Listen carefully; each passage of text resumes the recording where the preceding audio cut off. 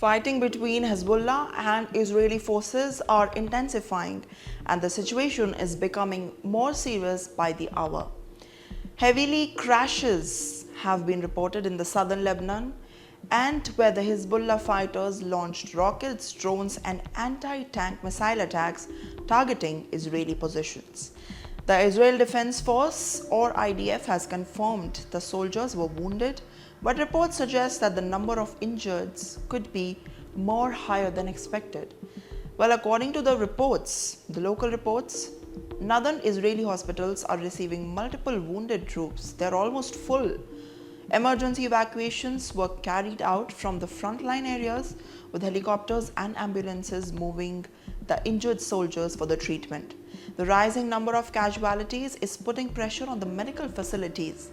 Some reports have even claimed that the hospitals are becoming crowded as the new wounded arrive. There are also claims of the limited disclosure. While the IDF confirmed the casualties, some observers say that the full scale may not be publicly known yet. This has created a second battle, a battle over information. The modern conflict, what is reported, can shape the perception just as much as what happens on the ground. Hezbollah's attack appears are coordinated. Rockets create pressure across the wider area, drones provide a surveillance strike surprise, and anti-tank missiles target vehicles on the fortified positions. Together, the combination shows growing tactics, position, and whatnot. It also suggests that the group is trying to stretch Israeli defense across the multiple directions. And at the same time, the conflict is expanding beyond Lebanon. The Yemen-based Houthi movement has entered the confrontation all in all. A missile was launched towards Israel, triggering air defense alerts near the sensitive Dimona nuclear facility. Sirens sounded and defense systems were activated. Well, the launch followed direct warnings from Houthi spokesperson Yahya Sari, signaling that another front may now be opening. Well, on the other hand, Israel has not officially confirmed the sources of the missile. However, timing has raised concerns. When multiple groups act at once, the pressure increases. Defenses must respond to the threats from direct direction, and this complicates military planning and raised risk of the escalation. Well, the International Atomic Energy Agency confirmed that there was no damage and no radiation risk at Dimona site. Still, the incident has drawn global attention. Any activity near a nuclear-related facility is treated seriously.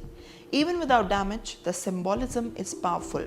It shows how sensitive targets are now part of the wider conflict narrative.